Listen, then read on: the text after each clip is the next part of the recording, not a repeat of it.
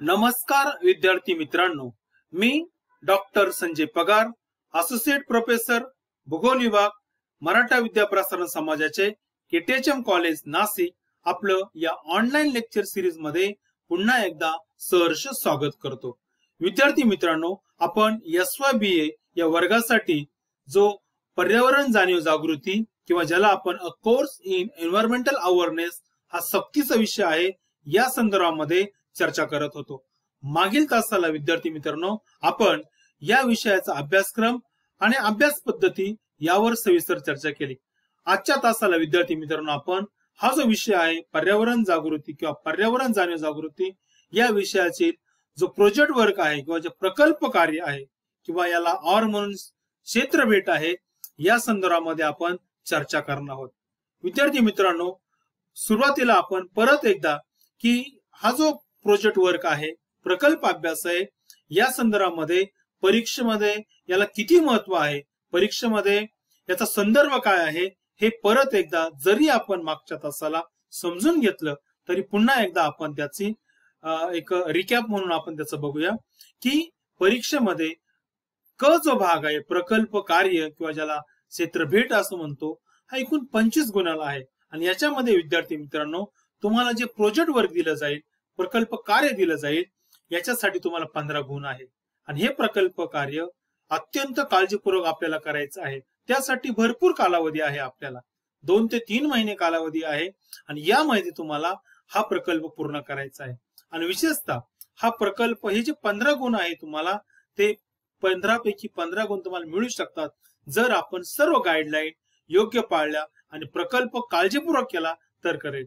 आणि सर्वात महत्वाचं, जर आपण प्रकल्प चांगला केला असेल, मनपूर्वक केला असेल, तर आपल्याला जी तोंडी परीक्षा होणार आहे 10 मार्काची, ही परीक्षा देताना कोणतीही अडचण येणार नाही। म्हणून हे यामध्ये महत्वाचं आहे। आणि त्याच्यानंतर की जो अहवाल लेखन आहे की तुम्ही जो अहवाल प्रोजेक्ट वर्क जे केलं पूर्ण ते तुम्हाला कॉलेजला वेळेत पूर्ण करायचंय। त्या संदर्भामध्ये महाविद्यालयातर्फे आपल्याला नोटीस दिली जाईल, गुगल क्लासरूम जो आहे त्यावर तुम्हाला नोटीस दिली जाईल। त्यामध्ये अजून एक महत्वाची गोष्ट आहे की कोरोनाचा कालखंड असल्यामुळे जर हा कालावधी वाढला तर कदाचित तुमची या विषयाची परीक्षा ऑनलाईन होऊ शकते। याच्यामध्ये विशेषतः MCQ टाईपचे प्रश्न तुम्हाला दिले जातील आणि तुमची जी ओरल आहे ती सुद्धा ऑनलाईन घेतली जाईल। त्यासाठी तुम्हाला ऑनलाईन प्रश्न विचारले जातील, त्याचं संपूर्णपणे रेकॉर्डिंग केलं जाईल आणि ते परीक्षा विभागाला दिलं जाईल आणि त्यावर आधारित तुमचे गुण दिले जातील। म्हणून हे लक्षात ठेवायचं। जर समजा कोरोनाची कंडिशन जर कमी झाली, याच्यावर नियंत्रण आलं, जर आपलं प्रत्यक्ष लेक्चर चालू झालं, कॉलेज महाविद्यालयामध्ये आपण प्रत्यक्ष भेटलो, तर कदाचित आपलं जो या ठिकाणी सांगितल्याप्रमाणे 75 गुणाची जी लेखी परीक्षा ती होईल आणि 15 गुणाचा प्रोजेक्ट वर्क आहे त्याची त्या ठिकाणी तुमची लेखी परीक्षा न होता त्या ठिकाणी ऑनलाईन त्या ठिकाणी तुमची ओरल घेतली जाईल। अशा प्रकारे तुम्हाला हे 25 गुण जे आहे, हे 25 गुण पैकी 15 गुण तुम्हाला प्रोजेक्ट वर्क जमा करायचं आहे आणि 10 गुण तुम्हाला परीक्षा द्यायची आहे। त्या संदर्भामध्ये आपल्याला वेळोवेळी सूचना दिल्या जातील। हे झालं आपल्या प्रोजेक्ट वर्कची पार्श्वभूमी। आता प्रोजेक्ट आपल्याला कसा करायचा आहे हे अत्यंत काळजीपूर्वक आहे का विद्यार्थी मित्रांनो, कारण प्रोजेक्ट करत असताना आपल्याकडून चुका होता कामा नये। अत्यंत चांगल्या प्रकारे प्रोजेक्ट जर तुम्ही पूर्ण केला तर विद्यार्थी मित्रांनो आपल्याला पैकीच्या पैकी गुण मिळू शकतात। चला तर आपण या आता या वर्षी विशेषतः आपल्या अभ्यासक्रमामध्ये प्रोजेक्ट वर्क साठी किंवा क्षेत्र भेटीसाठी काही विषय दिलेले आहेत। त्यातील त्या विषयांचं मी आपल्याला या ठिकाणी एक पुनरावृत्ती म्हणून त्या ठिकाणी एक धावता आढावा या ठिकाणी घेतो। स्थानिक पर्यावरण क्षेत्रास आपल्याला भेट द्यावं लागणार आहे। त्याच्यामध्ये त्याचा उद्देश काय आहे, कोणतं अभ्यास क्षेत्र आहे, नाशिक शहर आहे, नाशिक जिल्हा आहे की तुमचं गाव आहे किंवा तुमचं एखादं क्षेत्र तुम्हाला दिलं जाईल, त्या ठिकाणी जाऊन प्रत्यक्ष निरीक्षण करायचे। आपल्याला काही प्रश्नावली दिली जाईल, त्या प्रश्नावलीच्या माध्यमातून दिलेल्या पॉइंटच्या माध्यमातून आपल्याला हे कार्य करायचं असेल। आणि शेवटी सर्वात महत्वाचं कार्य म्हणजे तुम्हाला निष्कर्ष मांडावा लागेल। यामध्ये तुम्हाला विषय वेगवेगळे दिले जातात। शहरी भागात भेट दिली जाते, ग्रामीण भागाला भेट दिली जाते, शेती परिसंस्था असेल, एखादी औद्योगिक क्षेत्र असेल, एखादा अॅग्रोबेस इंडस्ट्री असेल, त्या ठिकाणी कृषीवर आधारित उद्योग असेल, त्या ठिकाणी आपल्या आजूबाजूला एखादं तळ असेल एखादी नदी असेल किंवा आपली गोदावरी नदी असेल किंवा तुमच्या आजूबाजूला एखादं तळं असेल, एखादी टेकडी असेल, स्थानिक टेकडी असेल, एखादा डोंगर असेल, यासारख्या अनेक ठिकाणी आपल्याला भेट देऊन त्यावर क्षेत्र अभ्यास किंवा प्रोजेक्ट वर्क करावा लागतो. ही सारी विषय असली तरी विद्यार्थी मित्रांनो, आपण आपल्या वर्गासाठी या वर्षी या विषयासाठी आपण जो प्रोजेक्ट वर्क करणार आहोत, आता याच्यामध्ये विशेषतः आपल्याला आपण ज्या वेळेला क्षेत्र अभ्यास करतो, क्षेत्र अभ्यासासाठी आपण ग्रुपने जाऊ शकतो, एकटे जाऊ शकतो. पण कोरोनाचा कालखंड असल्यामुळं कदाचित आपल्याला ग्रुपने जाता येणार नाही किंवा एखाद्या वेळेला आपल्याला एखादं क्षेत्र दिलं जातं. नांदूर सारखं क्षेत्र आपल्या जवळ आहे, त्या ठिकाणी पक्षी अभयारण्य आहे, त्याच्या ठिकाणी परिसंस्था आहे, त्या परिसंस्थेचा आपण अभ्यास करू शकतो त्या ठिकाणी. किंवा एखाद्या गावाला एखादं आदर्श गाव असेल, त्या हिवरे बाजार सारखं गाव असेल किंवा एखादा तुमच्या पंचकृषीमध्ये एखादं गाव असू शकेल, त्या ठिकाणचं कार्य अत्यंत चांगलं असेल, त्या गावाचा सामाजिक आणि आर्थिक आपण अभ्यास करू शकतो. त्या गावातील काही समस्या असेल, त्या गावामधल्या जे पर्यावरण विषयक समस्या असेल त्याचा आपण अभ्यास करू शकतो. तर अशा प्रकारे प्रोजेक्ट वर्क किंवा क्षेत्र अभ्यासामध्ये ही वेगवेगळ्या प्रकारचे विषय आपल्या पुणे विद्यापीठा सावित्रीबाई फुले पुणे विद्यापीठाच्या अभ्यासक्रमामध्ये दिलेले आहेत. पण आपण या सर्वांचा विचार या ठिकाणी जरी केला असला तरी मात्र आपल्या महाविद्यालयाने या वर्षी आपल्याला जो प्रोजेक्ट दिलेला आहे तो आहे एक विद्यार्थी एक झाड. अत्यंत चांगल्या प्रकारचा प्रोजेक्ट आहे की ज्याचं काहीतरी फलित आपल्याला त्या ठिकाणी मिळणार आहे. हा प्रोजेक्ट केल्यावर एका प्रकारे पर्यावरण संवर्धनामध्ये, पर्यावरण संरक्षणामध्ये आपला काहीतरी खारीचा वाटा असणार आहे. म्हणून अत्यंत काळजीपूर्वक हा प्रकल्प आपल्याला या ठिकाणी दिलेला आहे, एक विद्यार्थी एक झाड. याचा अर्थ असा आहे विद्यार्थी मित्रांनो की आपल्या महाविद्यालयाच्या SYBA या वर्गातील प्रत्येक विद्यार्थ्याने एक झाड लावायचंय. फक्त ते झाड लावायचं नाही विद्यार्थी मित्रांनो, ते जगवायचं आहे आपल्याला.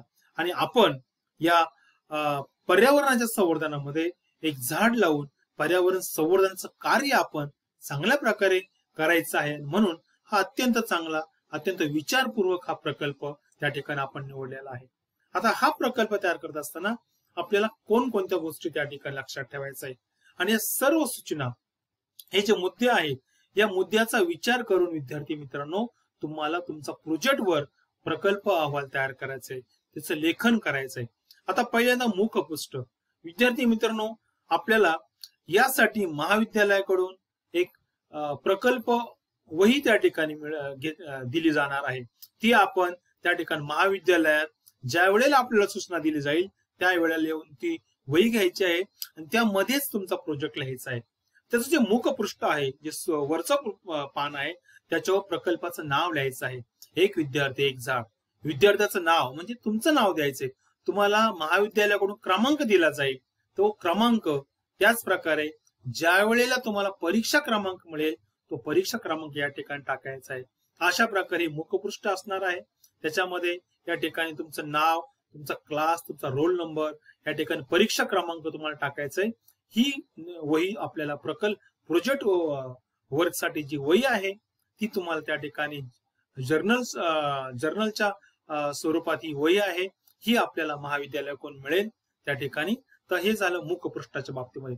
त्यानंतर विद्यार्थी मित्रांनो सुरुवातीलाच आपल्याला प्रमाणपत्र, आपण जे कार्य करतो त्याचं प्रमाणपत्र त्या ठिकाणी भरायचंय. अशा प्रकारे हे प्रमाणपत्राचा एक नमुना या ठिकाणी दिलेला आहे.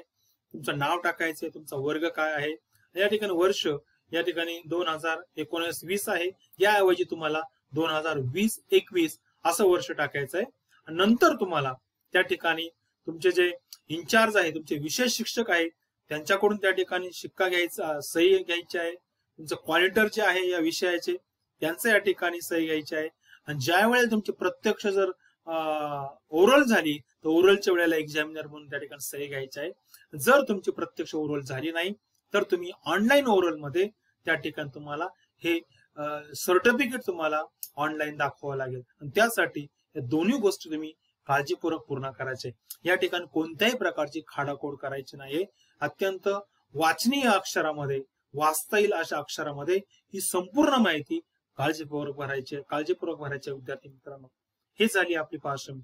आता याच्यानंतर तिसरा जो महत्वाचा घटक आहे, एक विद्यार्थी एक झाड या प्रकल्प तयार करत असताना अनुक्रमणिका. की आपल्याला जी सूचना दिलेली आहे, आपल्या गुगल क्लासरूमवर एक PDF स्वरूपामध्ये सूचना दिलेल्या आहेत, सविस्तर सूचना दिलेल्या आहेत. याच्यामध्ये अनुक्रमणिकेमध्ये कोणकोणते मुद्दे आहेत याची यादी दिली आहे. ती संपूर्ण मुद्दे तुम्ही अनुक्रमणिकेमध्ये क्रमवारी भरायचे आहेत.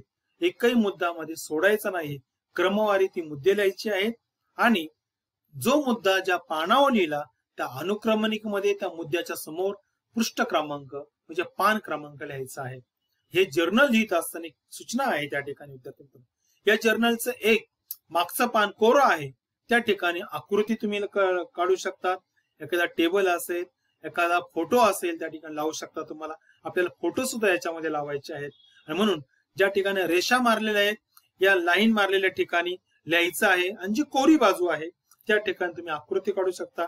टेबल असेल किंवा सांख्यिकी माहिती असेल, आलेख असेल किंवा अजून काही आपल्याला काढायचं असेल, फोटो लावायचं असेल त्यासाठी वापर करायचा आहे. ही अनुक्रमणिका काळजीपूर्वक भरायची. त्या प्रकल्पाचा उद्देश, हा प्रकल्प आपल्यासाठी काय दिलेला, का दिलेला आहे, त्याचा उद्देश जो आपल्याला सांगितला आहे तो उद्देश तुम्ही काळजीपूर्वक लिहायचा आहे. आपल्याला जी सूचना दिलेल्या आहेत त्याच्यामध्ये या संदर्भात दिले की आपला जो प्रकल्प आहे एक विद्यार्थी एक झाड, याचा उद्देश एकदम साधा उद्देश आहे की पर्यावरण संवर्धनामध्ये वृक्षारोपण करणं ही अत्यंत महत्वाची ऍक्टिव्हिटी आहे आणि या प्रकल्पाचा उद्देश आहे एक झाड लावणं आणि त्या झाडाचं संवर्धन करणं, त्याला जगवणं, हा आपला उद्देश आहे प्रकल्पाचा. तर हा उद्देश त्या ठिकाणी लिहायचा आहे. प्रकल्पाचं वर्णन, आपल्या प्रकल्पामध्ये प्रोजेक्ट वर्क मध्ये हा 5वा मुद्दा अत्यंत महत्वाचा आहे. किंबहुदा या प्रकल्पाचा आत्मा आहे, हा मूळ भाग आहे आणि याला सर्वाधिक गुण तुम्हाला दिले जाणार आहे. म्हणून 5वा जो मुद्दा आहे हा अत्यंत काळजीपूर्वक विद्यार्थी मित्रांनो तुम्हाला पूर्ण करायचा आहे. यामध्ये चुका होता कामा नये. ज्या सूचना दिलेल्या आहेत त्या काळजीपूर्वक सूचनाचं अवलंबन करायचं आहे. या ठिकाणी मग काय काय लिहायचं आहे, आपण जे झाड लावणार आहोत त्या झाडाचं नाव, मग तुम्ही कोणतंही झाड लावा, आंबा असेल, कडुलिंब असेल, पिंपळ असेल, चिंच असेल, बोर असेल किंवा कोणतंही जे वृक्ष पर्यावरणाच्या दृष्टिकोनातून महत्वाचा आहे, ज्याचा पर्यावरण संवर्धनामध्ये पर्यावरणाच्या संतुलनामध्ये महत्वाचं योगदान असतं, अशी झाडं तुम्हाला लावायचे विद्यार्थी मित्रांनो. या ठिकाणी तुम्हाला फुलझाड लावायचं नाही किंवा एखादा वेल लावायचं नाही, एखादं शोभेचं झाड लावायचं नाही. त्या ठिकाणी विशेषतः जी झाडं उंच वाढतात, मोठी वाढतात त्या ठिकाणी त्याच्यातून पर्यावरणाच्या संवर्धनामध्ये मोठं योगदान देतात, आपल्याला त्याचा उपयोग होतो. आरोग्य असेल, संवर्धन असेल किंवा मग मृदेचं संवर्धन असेल, मृदेची सुपीकता असेल, यासाठी किंवा जैवविविधतेमध्ये ज्याचं महत्वाचं योगदान आहे त्या सर्व बाबतीमध्ये जे झाड महत्वाचं आहे अशा प्रकारचं झाड लावायचं विद्यार्थी मित्रांनो. आणि या झाडाची शास्त्रीय माहिती द्यायची आहे तुम्हाला या ठिकाणी, जी आता मी तुम्हाला उदाहरण म्हणून एक कडुलिंब या झाडाबद्दल मी थोडक्यात माहिती सांगणार आहे. हा जो प्रोजेक्ट तुम्हाला करायचा आहे साधारणपणे विद्यार्थी मित्रांनो 15 ते 20 पानं तुम्हाला एका बाजूने म्हणतोय मी, एका बाजूने 15 ते 20 पानं तुम्हाला लिहायची आहे. त्यानंतर आपल्याला हे गुण मिळणार आहे. झाडाचं पर्यावरणीय महत्व आणि सर्वात महत्वाचं आहे की त्या झाडाचा पर्यावरणाला काय उपयोग होतो. पिंपळ असेल, वड असेल, यांची ऑक्सिजन निर्मितीची क्षमता जास्त आहे इतर वृक्षांच्या मानाने. आणि म्हणून हे झालं पर्यावरणीय संवर्धन की ही सर्व झाडं पर्यावरणामध्ये ऑक्सिजन निर्मितीचं कार्य करत असतात, कार्बन डायऑक्साईड शोषून घेत असतात, त्या ठिकाणी एका प्रकारे पुराला नियंत्रण करत असतात, मृदेची धूप त्या ठिकाणी थांबवत असतात, वातावरणाचा गारवा वाढत असतात, त्या ठिकाणी वातावरणामध्ये तापमानाची तीव्रता कमी करत असतात, जलचक्र संतुलित चालण्यासाठी मदत करत असतात. सर्वात महत्वाचं की पर्यावरणामध्ये जे संतुलन राखण्याचं कार्य जे आहे ते करायचं कार्य झाडं करत असतात. म्हणून या प्रकारे अनेक प्रकारची झाडं, अनेक प्रकारे पर्यावरणाचे महत्व आहे. ही संपूर्ण महत्व त्या ठिकाणी तुम्हाला लिहायचं असेल. भूजल साठा वाढवण्यामध्ये त्यांचं कार्य आहे, भूजल पातळी त्या ठिकाणी मेंटेन करतात, त्या ठिकाणी हे अनेक प्रकारचे कार्य आहे. हे तुम्ही वेगवेगळ्या प्रकारचे संदर्भ बघून हे लिहायचं आहे. आणि सर्वात महत्वाचं दुसरं एक महत्वाचं झाडांचे आर्थिक महत्व.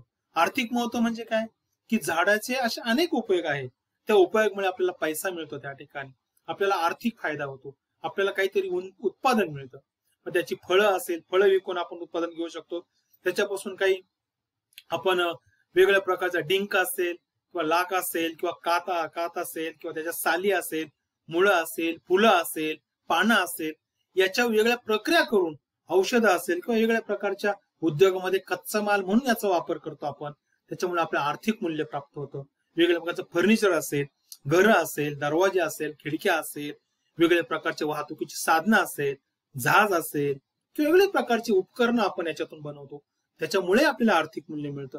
हे जे झाडांचं जे आर्थिक मूल्य आहे, कोणतेही झाड असेल त्याला आर्थिक मूल्य असतं. प्रत्येक झाडाला पर्यावरणीय महत्व आहे, हे तुम्हाला क्रमवारी लिहायचंय. पर्यावरणीय महत्व एका खाली एक लिहायचे आहे, आर्थिक महत्व लिहायचे आहे. नक्कीच तुम्ही संदर्भ ग्रंथ बघून, काही वेगवेगळ्या प्रकारचे वेबसाईट्स आहेत, वेगवेगळ्या प्रकारच्या वर्तमानपत्रामध्ये काही मासिका आहेत, याच्यामध्ये ही माहिती येत असते. या माहितीचं तुम्ही व्यवस्थित काळजीपूर्वक वाचन करायचंय आणि तुमच्या शब्दामध्ये हे लिहायचं आहे. तर हे त्या ठिकाणी लिहायचं आहे. नंतर अजून एक महत्वाचं आहे की या प्रकल्पाचा हा एक छान उद्देश आहे आपला, की त्या झाडाचा औषधी उपयोग काय आहे, आयुर्वेदिक उपयोग काय, हे आपल्याला लिहायचं आहे.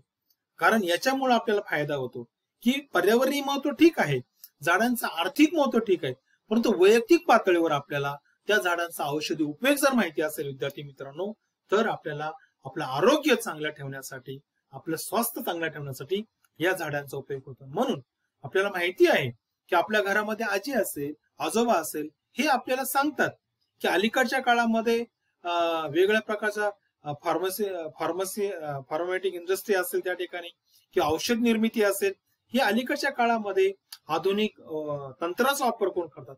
पण प्राचीन काळामध्ये आयुर्वेदामध्ये हे सांगितलं आहे, प्रत्येक झाडाचं महत्व सांगितलंय, घरगुती उपयोग आपण करू शकतो. आणि त्यासाठी आपल्याला झाडांचे औषधी उपयोग काय आहे, कोणकोणत्या रोगासाठी किंवा कोणकोणत्या प्रकारचे रोग याच्यामुळे बरे होऊ शकतात, अशा प्रकारचे घरगुती उपयोग आपण आयुर्वेदात सांगितलेले, आपल्या आजी असेल, आजोबा असेल, पूर्वजांनी सांगितलेले जे उपयोग आहे ते सुद्धा आपल्याला या ठिकाणी लिहायचे आहेत. आणि या प्रकल्पाचा सर्वात महत्वाचा उद्देश आहे तो म्हणजे वृक्ष संवर्धन करणं. याच्यामध्ये आपल्याला लिहायचं आहे की वृक्ष संवर्धन करणं गरजेचं का आहे, आपला सहभाग खूप महत्वाचा आहे. मित्रांनो, मी मागच्या तासाला सांगितलंय, अभ्यासक्रमाची ओळख करून देत असताना मी तुम्हाला सांगितलं की जगामध्ये जे पर्यावरणाचं संवर्धन करण्याची गरज का आहे, तर मानवाच्या अतिरेकी वर्तनामुळे प्रचंड प्रमाणामध्ये जैवविविधता असेल किंवा अरण्याखालील क्षेत्र असेल, हे प्रचंड प्रमाणामध्ये कमी झाले. विद्यार्थी मित्रांनो, एक पर्यावरणाचं संतुलन जर राखायचं असेल तर एक साधा त्याला एक तत्व आहे, पर्यावरणाचा नियम आहे की एकूण भूक्षेत्रापैकी, एकूण भौगोलिक क्षेत्रापैकी कमीत कमी 33% क्षेत्र जर अरण्याखाली असेल तर विद्यार्थी मित्रांनो त्या ठिकाणचं पर्यावरण संतुलन अत्यंत चांगलं असतं. कमीत कमी म्हणतं, याच्यापेक्षा जास्त असलं तर चांगलंच आहे त्या ठिकाणी, पण याच्यापेक्षा कमीच क्षेत्र असेल तर विद्यार्थी मित्रांनो त्या ठिकाणी प्रॉब्लेम येतात. म्हणून या ठिकाणी आपल्याला वृक्षतोड का होते, त्याच्यामध्ये लाकूड तोड असेल, विशेषतः ग्रामीण भागामध्ये सरपणासाठी, इंधनासाठी लाकूड तोड केली जाते. आपल्याकडे प्रचंड प्रमाणामध्ये नागरीकरण वाढत आहे, लोकसंख्या वाढत आहे, शहराची विस्तार वाढला की त्या ठिकाणी स्थलांतरामुळे किंवा उद्योगधंद्यामुळे नोकरीच्या शोधासाठी लोक तिथे येतात, तिथे स्थायिक होतात. त्यामुळे त्या नगराचा, त्या शहराचा क्षेत्र वाढतं, विस्तार वाढतो. परिणामी याच्या आजूबाजूची वृक्ष तोडली जातात, त्या ठिकाणी घरं बांधले जातात, महाविद्यालय असेल, ऑफिस असेल, रस्ते असेल, धरणं असेल, प्रकल्प असेल, यासाठी हे वृक्ष क्षेत्र तोडलं जातं, वृक्ष तोडले जातात आणि मग त्या ठिकाणची संख्या कमी होते. विद्यार्थी मित्रांनो, आपल्याकडे जर तुम्ही जगाचा विचार केला तर जगामध्ये सुद्धा सर्वसाधारणपणे हे जे एकूण जगाचा विचार केला हे क्षेत्र कमी आहे, साधारणपणे 30% अरण्याखाली क्षेत्र आहे. जर आपण आपल्या भारताचा विचार केला तर भारतामध्ये साधारणपणे फक्त 21% क्षेत्र आहे. महाराष्ट्रामध्ये सुद्धा याच्यापेक्षा जास्त प्रमाण नाही, 20% आसपास त्या ठिकाणी क्षेत्र आहे. जगामध्ये असे काही देश आहे, ब्राझील सारखे देश आहे की ब्राझीलमध्ये याचा जो अरण्याखालचे क्षेत्र आहे त्या ठिकाणी 60% जास्त आहे. अमेरिकेमध्ये 40% आहे. अशा अनेक देशामध्ये, रशियामध्ये 45% आहे, अमेरिकेमध्ये 36% आहे. या वेगळ्या देशांमध्ये क्षेत्र जास्त आहे. पण भारतामध्ये क्षेत्र जेमतेम 21% आहे. महाराष्ट्रामध्ये 20% आहे. नाशिक जिल्ह्यामध्ये सुद्धा विद्यार्थी मित्र 20% आहे. म्हणजे पर्यावरणाच्या संवर्धनासाठी आपल्याला 33% क्षेत्र लागतं. म्हणजे या ठिकाणी जवळपास 10 ते 13% क्षेत्र आपल्या अपेक्षित क्षेत्रापेक्षा कमी आहे. आणि जर हे वाढवायचं असेल विद्यार्थी मित्रांनो तर आपल्याला वृक्ष लावावं लागेल, झाडं लावावं लागेल. फक्त लावून चालणार नाही, त्याचं संवर्धन करावं लागेल, त्याचं जतन करावं लागेल. एकदा झाड विशिष्ट 7-8 फुटाच्या वरती वाढले की नंतर त्याची इतकी निगा घेण्याची गरज नसते. फक्त जे जनावर असेल किंवा त्यांच्यापासून त्याची रक्षण करणं गरजेचं असतं. विशेषतः सुरुवातीच्या काळामध्ये झाडांना पाणी देणं, त्यांचं रक्षण करणं, त्याला कुंपण घालणं हे खूप महत्वाचं आहे. आणि यासाठी वन संवर्धन करणं गरजेचं आहे. आणि हे मग याच्यासाठी काय उपाय करता येईल, ही उपाय तुम्हाला 2 गोष्टी लिहायच्या आहेत. एक, वन संवर्धन करणं का गरजेचं आहे त्याची कारणं लिहायची, त्याची थोडक्यात वर्णन करायचंय. आणि वन संवर्धन करण्यासाठी वैयक्तिक पातळीवर असेल, सामाजिक पातळीवर असेल किंवा शासकीय पातळीवर असेल किंवा सामुदायिक पातळीवर आपण काय करू शकतो याची उपाययोजना तुम्हाला वन संवर्धनामध्ये स्टेप बाय स्टेप यायचं आहे. आणि मला खात्री आहे विद्यार्थी मित्रांनो, ज्या वेळेला तुम्ही याच्यात एक मन लावून हा प्रकल्प कराल, तुम्हाला स्वतः याची उपाययोजना तुमच्या वैयक्तिक पातळीवर तुम्हाला सुचतील. आणि त्यामुळे नक्कीच तुमचं यामध्ये, या वन संवर्धनामध्ये तुमचं योगदान असेल. विद्यार्थी मित्रांनो, मी तुम्हाला एक केस स्टडी म्हणून त्या ठिकाणी थोडक्यात, आता तुम्हाला 15 पानं पूर्ण करायची, पण एक थोडक्यात तुम्हाला समजा कडुलिंब झाड लावलं तुम्ही, मग कडुलिंबाची तुम्हाला सर्व माहिती घ्यायची आहे. याचं इंडियन नाव आहे, इंडियन लिलाक किंवा नीम आपण याला म्हणतो. त्याचं शास्त्रीय नाव आहे त्या ठिकाणी, त्याचं कुळ काय आहे त्याचं तुम्हाला नाव सांगता येईल त्या ठिकाणी. त्याच्यानंतर या ठिकाणी थोडक्यात त्याची वैशिष्ट्य सांगता येईल या झाडाची. या वृक्षाची पानं कडू असल्याने त्याला कडुलिंब असं म्हणतात. एकदम सोपं त्याच्याबद्दल माहिती आहे. साधारणपणे हे जे कडुलिंब आहे त्याला 9 ते 15 इंच लांब देठ येतं. त्याला सम अंतरावरती देठ असतात त्या ठिकाणी. अशा प्रकारे ही हे लिंबाचं झाड आहे. अशा प्रकारचं लिंबाचं झाड तुम्ही लावू शकता त्या ठिकाणी. त्याच्यानंतर तुम्ही लिंबाचंच नाही, कोणते झाड लावू शकता, वड लावू शकता, पिंपळ असेल, चिंच असेल, बोरं असेल, आंबा असेल, सीताफळ असेल, अशा प्रकारची झाडं तुम्ही लावू शकतात त्या ठिकाणी. की हे जे झाड आहे हिरव्या रंगाचे 2 ते 3 सेंटीमीटर लांबीची, टोकदार आणि करवती सारखी दाते असणारी पानं असतात. हे बघा, हे तुम्हाला या ठिकाणी दिसेल, दाते असलेले ही सर्व झाड तुम्ही बघितलेलं आहे त्या ठिकाणी. हेच तो जे झाड तुम्ही लावलं आहे त्याचं काळजीपूर्वक निरीक्षण केलं की अशा प्रकारचे मुद्दे तुम्हाला सहज काढता येतील त्या ठिकाणी. कडुलिंबाची फुले पांढरी असतात, लहान व सुगंधित असतात त्या ठिकाणी, हे लिहिता येईल त्या ठिकाणी. त्याला जे फळ येतं ते आधी हिरवं असतं, पिकल्यावर ते पिवळे होतात. जवळपास 3 ते 4 मिलीमीटर इतक्या लांबीची ती फळं असतात त्या ठिकाणी. याला ज्या बिया असतात त्याला आपण लिंबोळी किंवा निंबोनी असं म्हणतो त्या ठिकाणी. या झाडाला पानं येतात, फळं येतात, बिया, साल, हे सर्व कडू असतात त्या ठिकाणी. तर म्हणजे म्हणूनच आपण याला कडुलिंब असं म्हणतो. ही एकदम साधी आणि सोपी माहिती आहे. तुम्ही जे झाड लावतात, तुम्ही लहानपणापासून ही झाडं बघतात आणि याची माहिती सहज लिहिता येईल. तुमच्या शब्दामध्ये, तुमच्या घरामध्ये जर कोणी असेल त्याची हितकूच करू शकतात. तुमचे शिक्षक असेल किंवा इतर जे वरिष्ठ लोक असेल किंवा संदर्भ ग्रंथातून तुम्ही याची माहिती मिळवू शकतात अत्यंत चांगल्या प्रकारे. अजून या संदर्भामध्ये मी माहिती सांगतो की कडुलिंबाची झाड जी साल असते ती काळी असते, खरबडीत असते. जर तुम्ही त्याला हात लावला तर खरबडीत असते त्या ठिकाणी, हे तुम्ही सांगू शकतात. झाडाच्या पानाच्या कडेने नक्षी असते, मी आता सांगितले बघा, इथं टोकदार दिसतं बघा, ही अशा प्रकारे नक्षी असते त्या ठिकाणी. एका काडीला 10 ते 12 पाने येतात. तुम्ही जर मोजलं, एक झाडाची काडी घेतली त्या ठिकाणी तर ती मोजू शकतात. हे मी सरासरी सांगितलं, कमी जास्त होऊ शकतात त्या ठिकाणी. पानाचं देठ हे बारीक असतं, चव कडू असते बघा, देठ या ठिकाणी खूप बारीक आहे आणि चव त्याची कडू असते. जर तुम्ही सहज त्या ठिकाणी जिभेला त्याचा चावलं त्या ठिकाणी दाताने, जिभेला तुम्हाला सहज कळेल की कडू असते. याचं काय धार्मिक महत्व लिहिता येईल त्या ठिकाणी. विशेषतः गुढीपाडव्याच्या दिवशी आपण जी गुढी उभारतो बघा, त्या ठिकाणी आपण आंबा असेल, लिंब असेल त्या ठिकाणी याचं तोरण बांधत असतं, या ठिकाणी गुढी बांधत असताना या ठिकाणी आपण ही झाडं लावतो. त्याला धार्मिक महत्व आहे. प्रत्येक झाडाला, वड असेल, पिंपळ असेल, आंबा असेल, लिंब असेल, प्रत्येकाचं धार्मिक महत्व आहे. आपण जे वेगळ्या प्रकारचे सण उत्सव साजरे करतो त्या ठिकाणी, याच्यामध्ये पूजा असेल, अर्चा असेल, पूजा असेल, या सर्वांमध्ये आपण या प्रत्येक कोणत्या कोणत्या झाडाचा प्रत्यक्ष वापर करत असतो. ते लिहिणं म्हणजे धार्मिक महत्व आहे. हे बघा, इथं त्या ठिकाणी लिहिलंय की गुढीपाडव्याला आपण त्या ठिकाणी गुढी उभारताना कडुलिंबाची डहाळी किंवा फांदी आपण लावत असतो. हे त्याचं धार्मिक महत्व आहे. अजून तुम्ही बघितलं तर अजून तुम्हाला याचे महत्व सांगता येईल. मी फक्त थोडक्यात तुम्हाला त्या ठिकाणी एक संदर्भ म्हणून दिली आहे त्या ठिकाणी. हा जो आहे त्या ठिकाणी ही संपूर्ण माहिती मी विकिपीडिया जी आहे या विकिपीडियावर घेतली आहे. तुम्ही ज्या झाडाचं विकिपीडिया मराठीमध्ये सुद्धा ही माहिती आहे, इंग्रजीमध्ये त्याचं भाषांतर तुम्ही करू शकतात. हा संदर्भ त्या ठिकाणी लिहायचा आहे. तुम्ही नंतर मी तुम्हाला सांगतो कशा प्रकारे संदर्भ लिहायचे त्या ठिकाणी. अजून याचं औषधी महत्व खूप महत्वाचं आहे. मग कडुलिंब आहे सगळ्या दृष्टीने औषध आहे. याची पानं असेल, काड्या असेल, त्याचा रस केला जातो, ज्यूस केला जातो. ज्या वेळेला उन्हाळ्यामध्ये आपल्याला त्रास होत असतो त्यावेळेला याचा ज्यूस पिला जातो, त्याचा रस पिला जातो. काही लोक पेलावर रस रोज पितात त्याचं. असं असं त्याच्यामुळे लठ्ठपणा कमी होतो, जाडेपणा.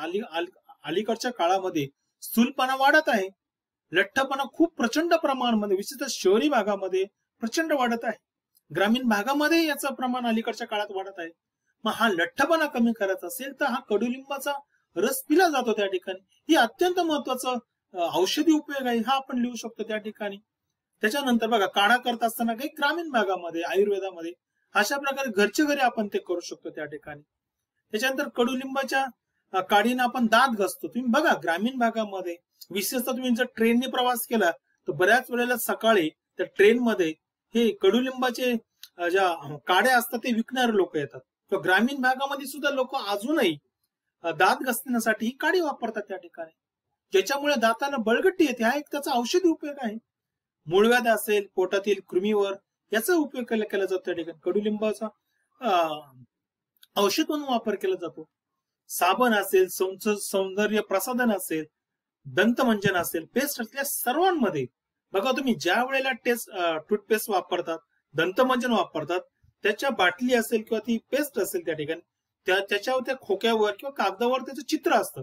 त्या चित्रामध्ये कडुलिंबाचं पानाचं चित्र असतं. याचा अर्थ त्याचा काही अंश त्याच्यामध्ये दिलेला आहे. म्हणून ही त्याचा आयुर्वेदिक किंवा औषधी उपयोग आहे, हा तुम्ही लिहू शकता त्या ठिकाणी. अंगाला खास सुटते त्यावेळेस सुद्धा या पानाचा रस असेल, अर्क असेल, आपण अंगाला वापरत असतो. किंवा कधी कधी आपण काय करतो, आपण जे पाणी गरम करतो आंघोळीसाठी त्यामध्ये कडुलिंबाची पानं टाकली जातात आणि त्या पानं त्याच्यामध्ये टाकून त्याचे पाणी मिश्रित कडुलिंबाच्या पाणी मिश्रित जे पाणी आहे त्याच्या साह्यानं आपण आंघोळ जर केली तर ती खाज कमी होते. अशा प्रकारचे अनेक उपयोग आहेत. तुम्ही कोणतंही झाड घ्या, जर तुम्ही काळजीपूर्वक त्याचा अभ्यास केला तर तुम्हाला अशा प्रकारचे उपयोग विद्यार्थी मित्रांनो सांगता येतील. ही याच्यापेक्षा अधिक उपयोग आहे. ही तुम्हाला उदाहरणं म्हणून मी काही दिलेली आहेत. याच्यामध्ये आणखी तुम्हाला वाढ करता येईल तर ती तुम्ही औषधी उपयोग त्या ठिकाणी लिहायची आहे. ताप आला तर सकाळ संध्याकाळ कडुलिंबाच्या सालीचा काढा घेतला जातो. हा सुद्धा अत्यंत महत्वाचा उपयोग आहे विद्यार्थी मित्रांनो. म्हणजे बघा, ही कडुलिंब फक्त मी तुम्हाला एक उदाहरण म्हणून दिलं आहे. वड असेल, पिंपळ असेल, चिंच असेल, आंबा असेल, कोणताही घ्या तुम्ही, प्रत्येकाचा आयुर्वेदिक उपयोग सांगता येईल तुम्हाला त्या ठिकाणी. आता याच्यानंतर निष्कर्ष लिहायचा असेल, तुम्ही ते ज्या झाडाचा सविस्तर अभ्यास केला त्याच्याबद्दल निष्कर्ष लिहू शकतात. तुमच्या परिसरामध्ये साधारण त्या झाडांची संख्या किती आहे तुम्हाला टक्केवारीमध्ये सांगता येईल. त्या झाडांची उंची किती आहे, साधारण अवरेज उंची काय आहे, त्याचा उपयोग किती येतो, एका झाडाचं आर्थिक मूल्य किती आहे, एक झाड किती वर्षाचं असेल त्याच्यापासून किती ऑक्सिजन बाहेर पडतो, अशा अनेक प्रकारचे निष्कर्ष तुम्हाला सांग. कदाचित तुमच्या परिसरामध्ये लिंबाची संख्या कमी असेल, मग ते लिहू शकतात. लिंबाची झाडं का तोडली जातात त्याची कारण लिहू शकतात. लिंबाचं क्षेत्र किती आहे, एकूण त्या प्रदेशामध्ये एकूण झाडांमध्ये क्षेत्र किती आहे, अशा अनेक प्रकारचे निष्कर्ष तुम्ही काढू शकतात. कडुलिंबाचा उत्पत्ती कुठून झाली, प्रथमतः कोणत्या ठिकाणी ते सापडलं, तर अशा अनेक निष्कर्ष तुम्ही तुमच्या अभ्यासावर आधारित काढू शकतात. ती निष्कर्ष तुम्ही 7 ते 10 निष्कर्ष लिहायचे आहेत, क्रमवारी लिहायचे आहेत. आभार. आता हा प्रकल्प करत असताना प्रत्यक्ष अप्रत्यक्ष तुम्हाला अनेक लोकांची मदत झाली आहे. या सर्वांचा नामोल्लेख त्या ठिकाणी करायचा आहे. तुमचे विषय शिक्षक असेल, तुमचे कॉनिटर असेल या विषयाचे त्या ठिकाणी, आपले प्राचार्य आहे, तुमचे मित्र असेल, तुमच्या घरात तुमचे आई वडील असेल, तुमचा भाऊ असेल, अजून तुमचा एखादा नातेवाईक असेल किंवा वेगवेगळ्या प्रकारे काही फोटोग्राफर असेल त्या ठिकाणी, अनेक लोकांनी मदत केली असेल. प्रत्यक्ष अप्रत्यक्ष तुम्हाला ज्यांनी मदत केली, एक आभार म्हणून, एक ऋणनिर्देश म्हणून त्या ठिकाणी तुम्ही त्यांचा नाव उल्लेख करायचा आहे. साधारणपणे एक अर्धा पेज किंवा अर्धा ते 1 पेज हा आभार त्या ठिकाणी लिहायचा आहे, की ज्याच्यामध्ये प्रत्यक्ष अप्रत्यक्ष तुम्हाला ज्यांनी मदत केली त्या सर्वांचा उल्लेख करायचा आहे. हे आपलं कर्तव्य आहे त्या ठिकाणी. आणि संदर्भ सर्वात विद्यार्थी मित्रांनो, संदर्भ खूप महत्वाचे आहे. आता मी इंटरनेटचा वापर करतो. आता बघा, आहार हेच औषध हे अत्यंत महत्वाचं पुस्तक नवनीत प्रकाशनाचं आहे, माधव चौधरी यांनी लिहिलेलं आहे. आणि या पुस्तकामध्ये सर्व जी झाडं आहेत या सर्व झाडांमध्ये झाडांचे शास्त्रीय माहिती या ठिकाणी दिलेली आहे. माधव चौधरी यांनी अत्यंत चांगल्या प्रकारे हे पुस्तक लिहिलेलं आहे. हे पुस्तक तुम्हाला सहज उपलब्ध होईल आणि या पुस्तकामध्ये प्रत्येक आपल्या परिसरामध्ये जी झाडं आहेत त्या सर्व झाडांचं आयुर्वेदिक महत्व काय आहे, पर्यावरणीय महत्व काय आहे, हे अनेक प्रकारचं दिलेलं आहे. इंटरनेट असेल, वेगवेगळ्या प्रकारची मासिका आहेत, मराठी मासिका असेल किंवा इंग्रजी माध्यमाची मासिका असेल, त्या ठिकाणी तुमची संदर्भ पुस्तकं असेल, त्या ठिकाणी या सर्वांमध्ये तुम्हाला जे तुम्ही आता संदर्भ लिहिताना काय लिहायचं? समजा आर हेच औषध आहे, सुरुवातीला लेखकाचं नाव टाकायचं, उदाहरणार्थ माधव चौधरी, वर्ष टाकायचं कंसामध्ये, कोणत्या वर्षी ते प्रकाशित झालं ते वर्ष टाकायचं, नंतर आर हेच औषध पुस्तकाचं नाव टाकायचं, त्याचं प्रकाशक आहे नवनीत प्रकाशन पुणे, आणि याही पलीकडे तुम्ही कोणत्या पान क्रमांकावरील माहिती घेतली, पृष्ठ क्रमांक टाकायचा आहे, 12 ते 15 किंवा काय असेल ते. अशा प्रकारे या क्रमाने लेखकाचं नाव, त्याचं कंसामध्ये लेखकाच्या 1 किंवा 2 अनेक लेखक असेल त्यांचं नावानंतर कंस टाकायचा, कंसामध्ये ते पुस्तक किंवा ते मासिक असेल, जर्नल असेल, कधी प्रकाशित झालं किंवा कधी पब्लिश झालं ते लिहायचं आहे. नंतर त्या पुस्तकाचं नाव इन्व्हर्टेड कॉमा करून टाकायचंय, त्याच्यानंतर कॉमा देऊन त्या ठिकाणी तुम्हाला त्या पुस्तकाचं प्रकाशक काय आहे, कुठलं आहे ते लिहायचं आहे.